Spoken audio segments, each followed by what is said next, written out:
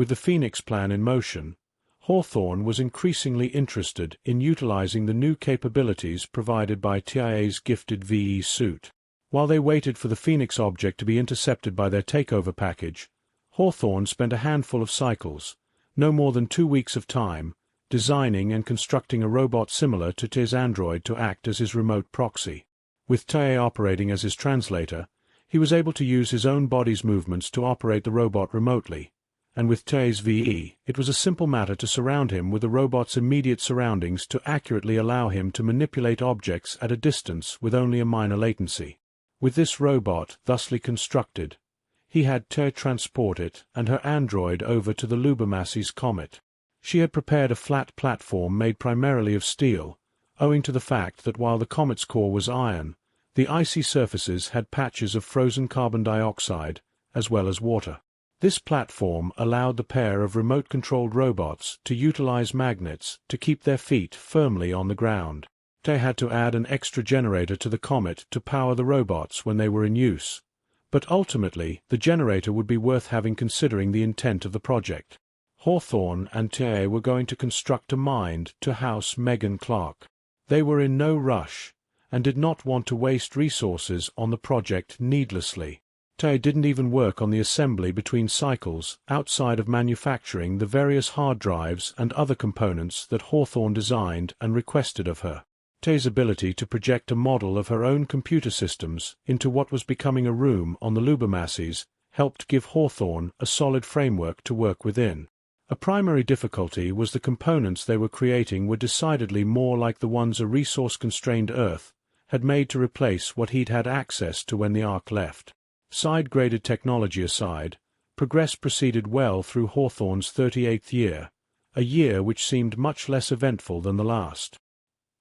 He became much more comfortable around the flirtatious stairs well, even startling her at one point when he gave her a quick swat on the ass while they were working on Megan's framework. While surprising, the most notable consequence of this was the accidental severing of a control wire on TIA's android, which caused her to lose her magnetic footing on that leg. She ended up tripping Hawthorne's robot, causing his suit to trip him onto the floor in his cabin as well, leaving the two quite tangled up with each other on both the comet and in TIA's V before they managed to work themselves free. It took a day to repair the damage to both robots, and replace some of the components damaged on the comet. Hawthorne seemed unbothered by the bumps and bruises caused, though he apologized profusely for making a suit for him that could hurt him even minorly. Hawthorne seemed to be growing increasingly restless though, and while the rendezvous with the Phoenix comet went by without a hitch on day 2 of cycle 133, a certain level of tension seemed to be creeping in on him. There was practically a doctor at Hawthorne's studies at this point, and wasn't about to let him get away for too long without talking to her about it. Hawthorne, you have been keeping things to yourself again. You did not seem nearly so pleased about the Phoenix rendezvous as I expected you to be, and you have been stressed out despite us taking time to relax from time to time. What's wrong? TIA had approached him after breakfast, wearing one of her older sundresses rather than her work-appropriate lab coat she'd preferred since they started working on the Lubomasi's together. She sat to his side, looking up at him with a concerned expression, but she didn't seem to want to force him too much. Hawthorne, thankfully, seemed ready to talk, as he turned to address her. Before opening his mouth, though, he lifted his hand and whacked the back of it against the steel table next to them. Holding it up again, his skin was obviously reddened, and he wiggled his fingers about effortlessly. To put it bluntly, Tia, I think we need to revive Dr. Heather O'Malley. I've been losing my sense of pain, possibly due to chemical buildups from the cycles of cryogenic suspension. I realize the process is supposed to purge those chemicals, but I think there's a problem with using them over and over that I need to consult with her about. Tia frowned, but nodded. I'll arrange to have her revive with you next cycle. Why didn't you say anything sooner? Why didn't you just reduce the dosages on the pain relievers or something? She crossed her arms over her chest, looking somewhat annoyed with him. He'd made all sorts of promises about taking care of his health, but here he was once again seemingly risking his health. I was afraid. Simple as that. I didn't want to reduce the pain relievers only to misjudge the amount and have to experience the pain of death and revival in any percentage. I could have said something sooner, sure, but I was actually gathering necessary data regarding my symptoms. She's a biologist. She would definitely demand I provide her with whatever I could on my condition. I'm probably the only person who's been through the process this many times, so it's worth making sure to do my due diligence testing the situation for her. He smiled a bit, shrugging. We're people of science. It's the sort of thing we do. If I thought I was risking my life at any moment, I would have spoken up sooner. Sighed out softly, nodding back at him. Fine. I'll make sure I have my data on your vitals compiled for her use as well. I'm sure she'll want hard data to go with your experimental data. She lifted a hand and waved it about dismissively, a floating file cabinet vomiting out files into a box marked Hawthorne's Stupid Vitals. The tall man started laughing heartily, pointing out at the label.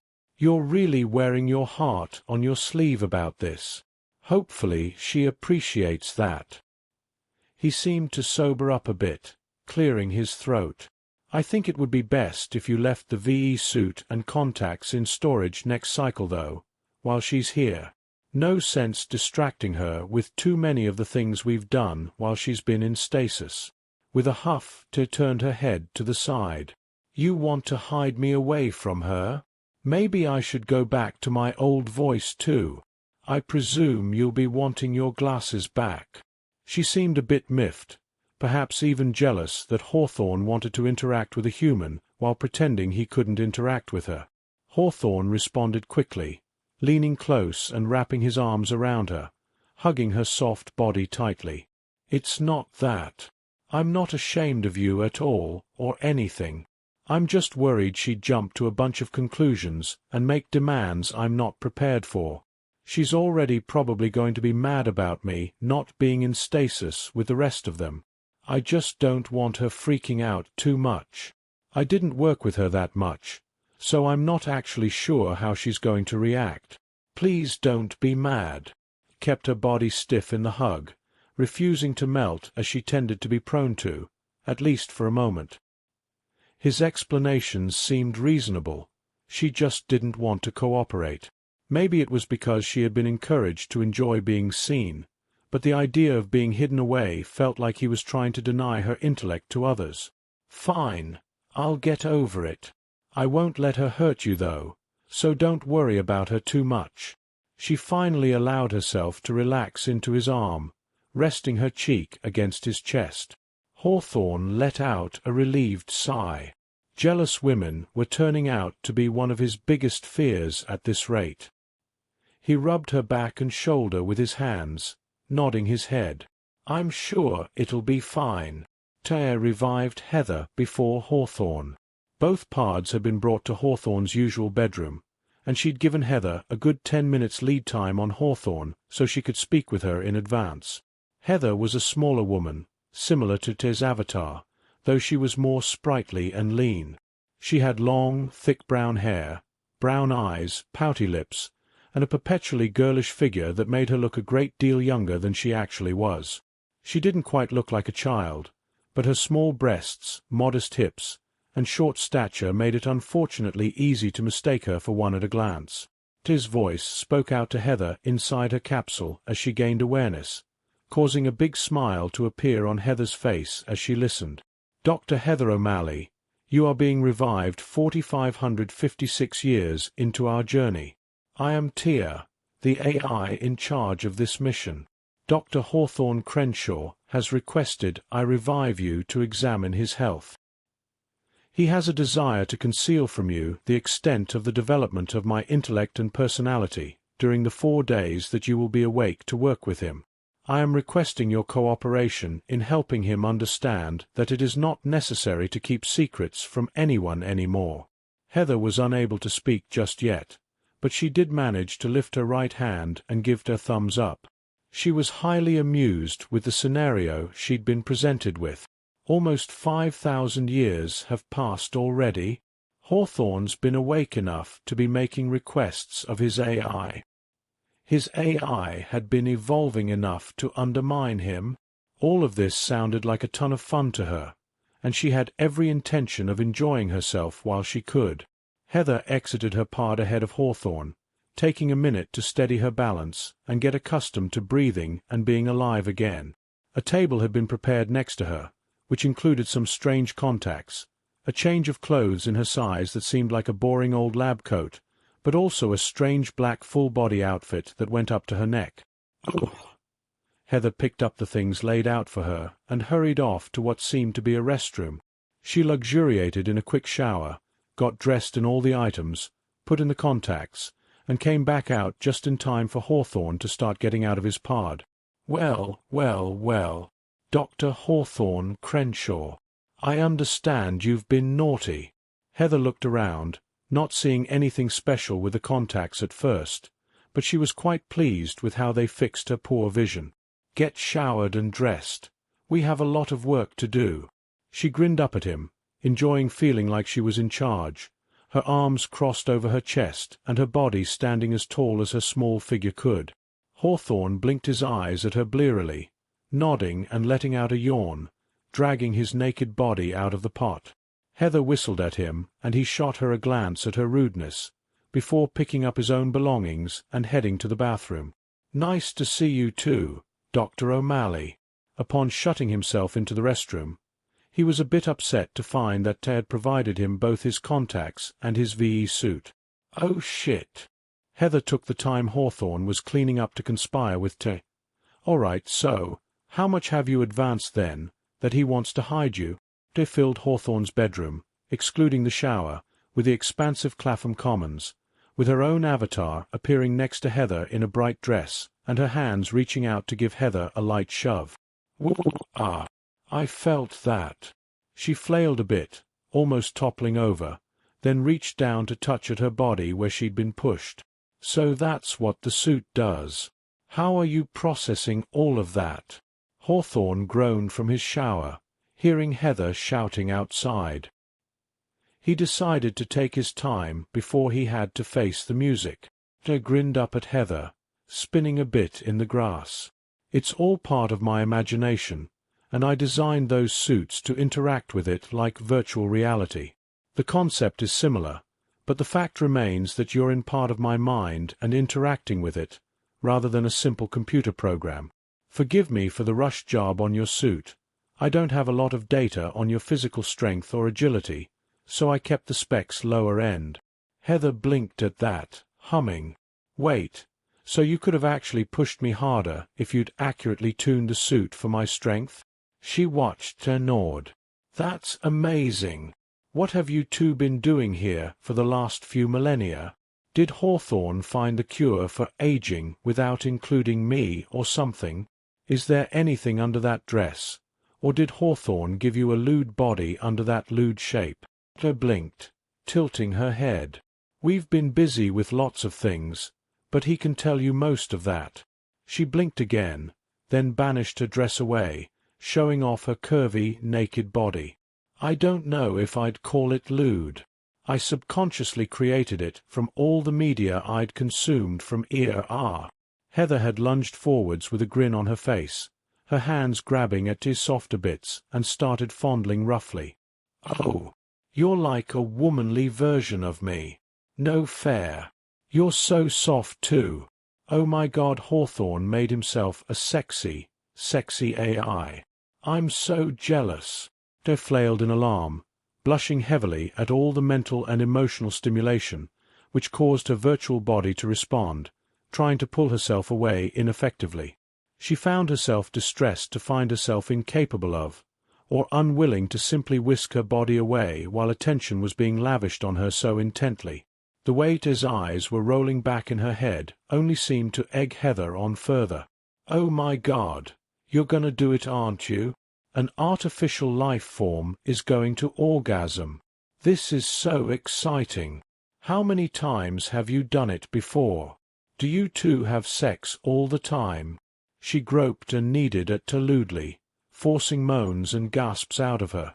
Hawthorne slammed the door open, wearing his clothes and contacts as he yelled, "Get off of Tia!" He was red-faced and livid, looking at the lewd sight of his colleague laying atop the naked AI while she writhed about in obvious pleasure. He began approaching to haul Heather off of her by the collar when the two humans froze in surprise.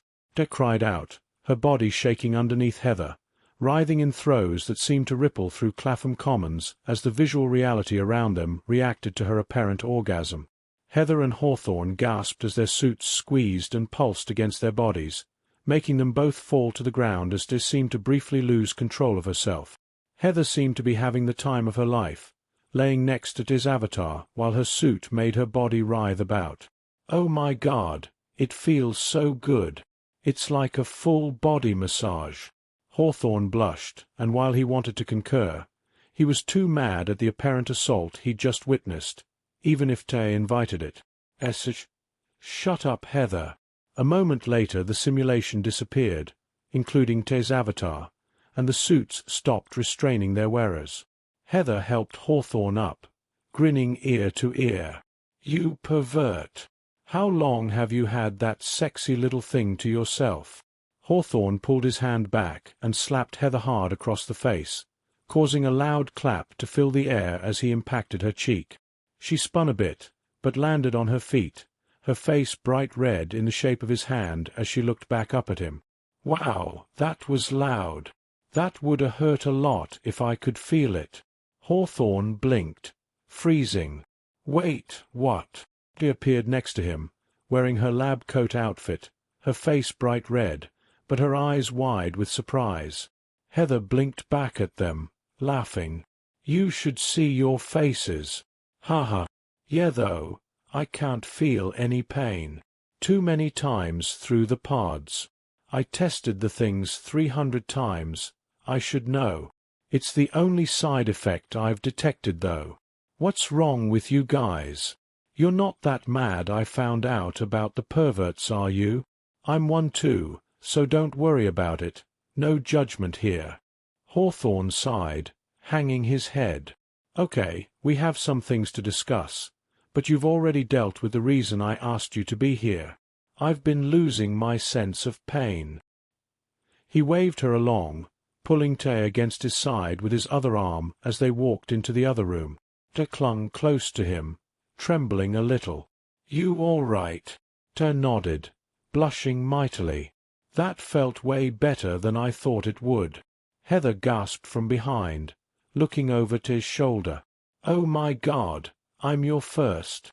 "Yes. This is the best day ever." She pumped a fist in the air, the overexcited biologist taking it as a point of pride to make an AI orgasm. "I don't even understand why an AI can even do that, mind you, but it's awesome that you can. Heather, please shut up for a minute. Let's calm down, have some breakfast, and talk. A lot has happened." He sighed and shook his head, not enjoying the relief over his apparent diagnosis as much as he thought he would. It was nice to find out that he was probably only going to suffer an immunity to pain, but all the other things that had happened in the last few minutes had him very upset. Ch blinked up at him. "Was that why you didn't want her to know about me? You were worried she'd do something like that?" She had a silly smile on her face, a complete lack of tension in her body as she dispensed food for the humans to retrieve. Heather watched quietly, having zipped up her lip symbolically as she observed the strange interactions of a human and an AI. They seemed fascinating to her. Hawthorne shrugged. "I didn't expect her to attack you like that, no, but I expected her to be way too interested in you to focus on anything else." He handed Heather her plate of food and took his own, sitting down across from her, next to Ch. "Okay, so, first of all, there was a nuclear annihilation event on Earth." Heather shot up to her feet, almost flipping her plate of food. "Holy shit! What? Are you serious? How bad? How much of the biosphere was affected? How many people survived?" She looked dizzied by that news, falling back into her seat and swaying, eyes swimming about. Hawthorne bit his lip, not quite sure how to answer, and nudged him, giving him a nod. "The entire planet was affected, Quite terribly, actually. We were only able to contact one group of people, which absorbed an additional group of humans, and one group of mutant insects in the process of traveling to the equator to wait out an ice age. That was about 400 years after what they called the cataclysm, which occurred in 2133. The planet had been shrouded in debris for centuries before the rain cleared it out, but it stained the planet black, causing it to heat up until that debris was covered naturally. Everything started cooling off again after that, with the whole planet choked and poisoned prior to the Ice Age. Heather was staring at him with wide eyes, her jaw slack at the news. It didn't help that they had a V window open next to his head, showing all the things he was describing, including the scrubby plants that remained and the strange flora roaches that joined the Phoenix clan. Wow, so, possibly all that remains of humanity has to survive a real, legitimate ice age? How have they been doing in the last 3,000 years? Did they have the technology to get through something like that? Nodding at her question, Hawthorne replied, "They have both the technology and the determination to survive. We lost contact with them, though, during a battle where a different kind of roach creature was attacking them en masse." They showed one of the iron roaches to Heather, making her gasp. From what we could tell, the roaches were part of some bioweapon intended to eat technology, but they had the capacity to absorb DNA and change over time into what they became. Heather nodded, crossing her arms over her chest and closing her eyes as she thought. I remember hearing about a project like that in Brazil. Real hush-hush stuff. Illegal genetic engineering of all kinds. They were working on insects mostly, but a lot of places were working on humans too, especially hybridizing and such. I'm not surprised something that could absorb DNA could survive a nuclear apocalypse. Anything that survived would have become its food, and helped it survive longer. Must have eaten humans too if it got smart enough to do things like wage war. They listened with wide eyes. She's really smart. Hawthorne moved to reply, only for Heather to laugh triumphantly and point over at TIA. I'm not just smart, I'm a mad genius. Hawthorne's lucky he found me. None of this would have been possible without my cryogenic technology and preservation techniques. You should be over here naked at my feet. Hawthorne leaned across the table and slapped Heather across the face again, much more comfortable with it knowing she couldn't feel pain. Please stop trying to get Tia naked and do weird things with her. Heather flinched a bit at the slap, but only because it surprised her, only for her to slam her elbows down on the table and rest her chin in her palms. Why can she orgasm anyway? What was that about? You didn't program her to do that. It was too natural. She didn't have a clue what was going on. He hesitated to respond, but Tay seemed to be more forthcoming. I seem to be stimulated by the acknowledgement of my sentience. The suits operate within my imagination as well as on your bodies, so that probably has something to do with it. We hadn't gone to any such lengths to try and stimulate me that much, though. We'd been working on other things. Heather hummed and nodded, thinking. Okay, so the suit is in your imagination, and your avatar is in your imagination, so essentially when I was doing things to you, you were also doing them to yourself. Because the suit isn't under your control, but our control instead, except for feedback of course, you're essentially allowing our minds to interact directly with your mind. From your perspective, it's a sort of brain sex, while we also get stimulation physically from the suits. By giving us access to that environment, you're automatically already getting stimulation, so obviously you'd have trouble resisting if we pushed things too fast for you. Sorry about that. I thought Hawthorne made you as some kind of sex toy.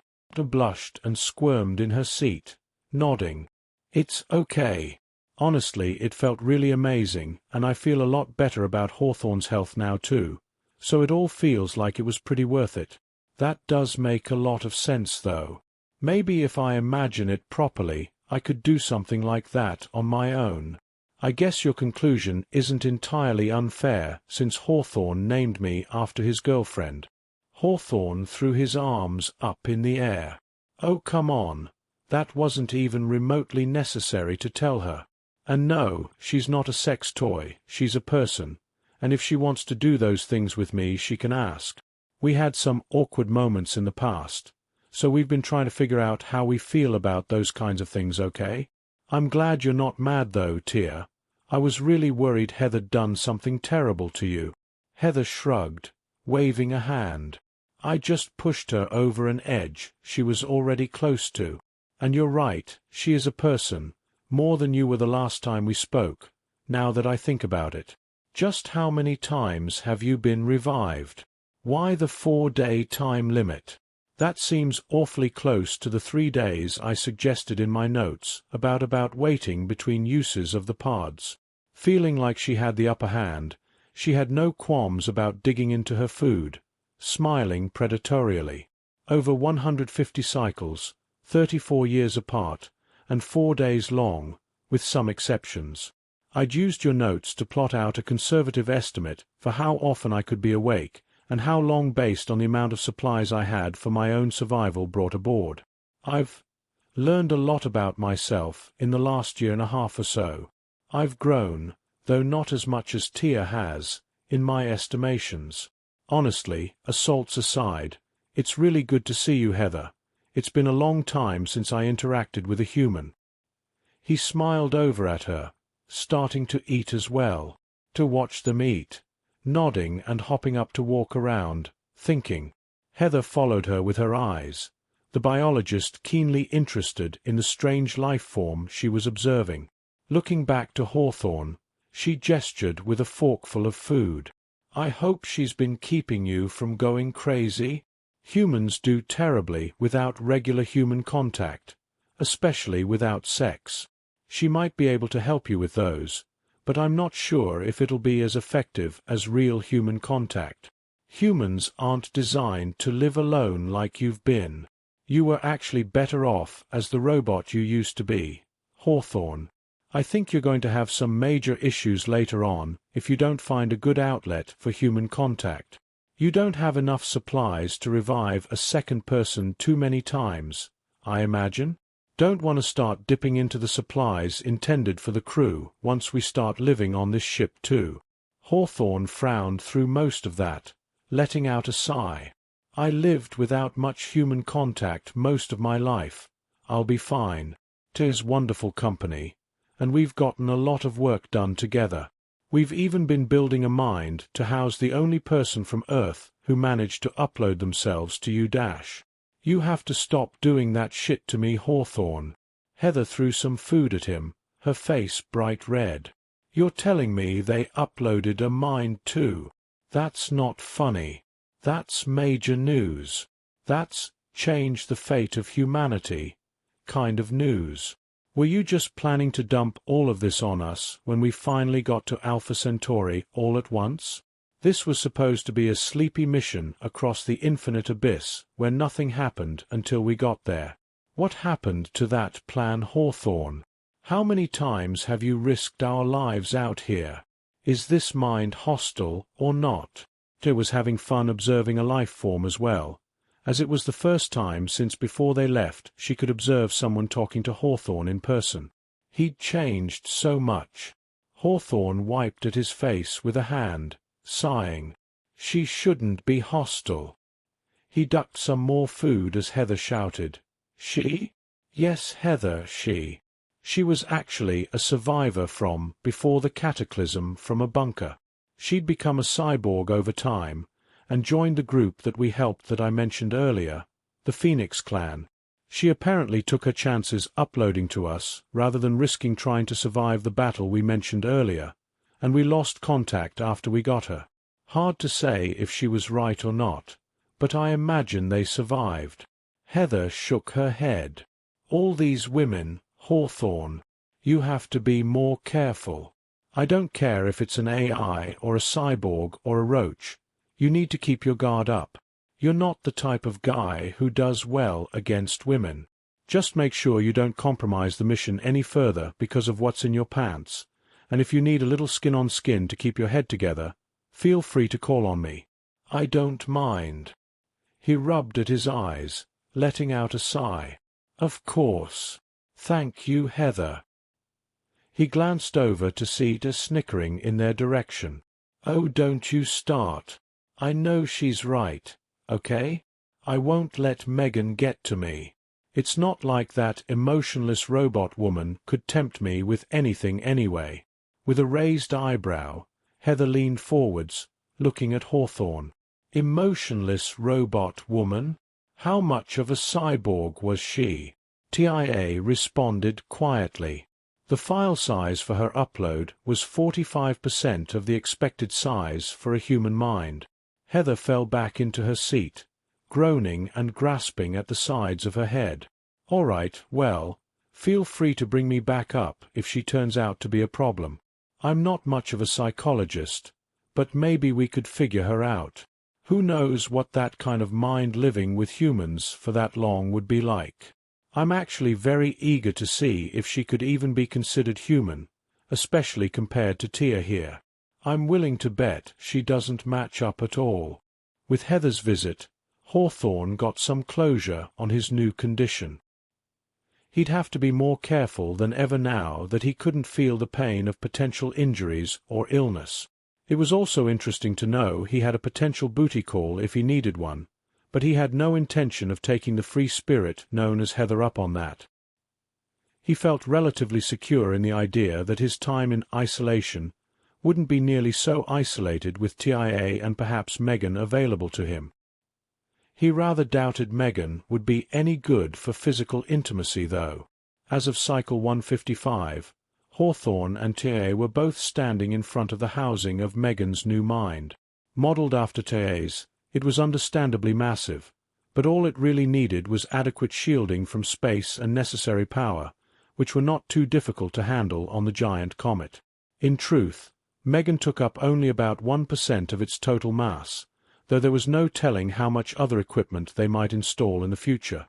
A communication terminal had been constructed, giving Megan a large monitor to express herself from, as well as some radio transmitters.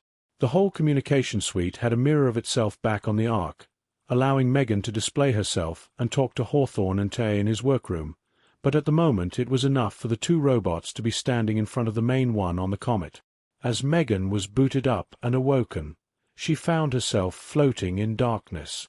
She could feel some sensations, but it was difficult for her to determine exactly what they were. Her body was numb, and she couldn't see or hear. It was strangely peaceful. She had no idea if she was alive or dead outside of the fact that she was aware and could think. Fear suddenly gripped her as she worried that she might have been captured by some kind of monster, maybe one of those roaches. Their penchant for eating metal had always scared her, seeing as many of her replacement components were metal. She reached and groped about in her mind for anything she could use to defend herself in a near panic. Stars filled her vision. The night sky, one she had become very familiar with, spread out before her. She tried to move her eyes, but the visual did not change. She tried other things, but she found it difficult to interact at all. After some time, she managed to start getting it to move, as though reaching out her hands and shoving the stars about made her camera move. Suddenly she saw two robots, one shorter than the other, looking up at her.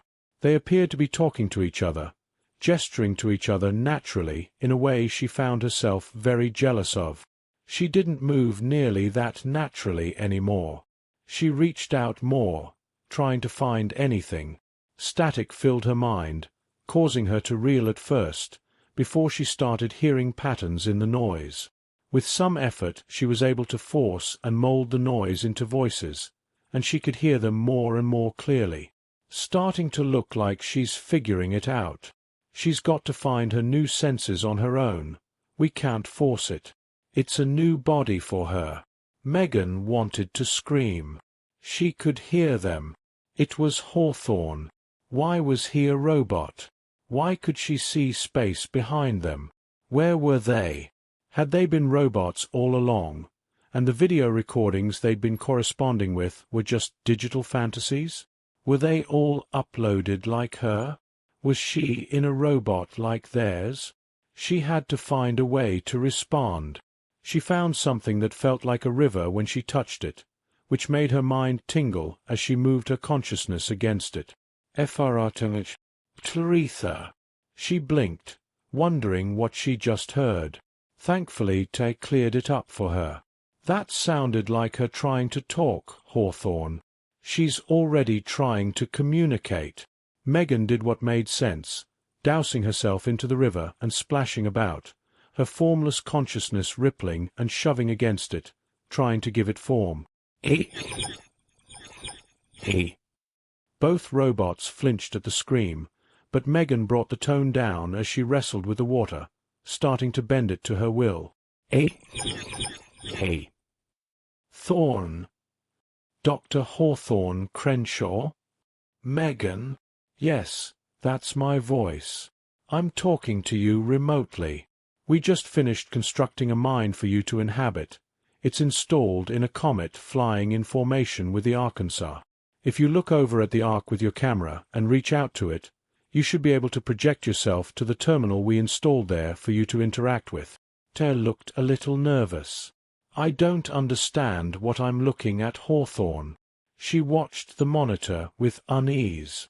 Ignore it for now. She's still trying to acclimate. Megan felt confused as she listened to Tay's concerns. What was she seeing? Megan turned her consciousness inward, trying to observe herself. She screamed as she found herself looking at a red mass of stretching veins up and down a sparkling river, with huge pulsating limbs reaching out and melding into strange machines. A large eye blinked up at her from where it was looking out of a window, the nightmarish, fleshy mass filling a huge amount of the immediate area.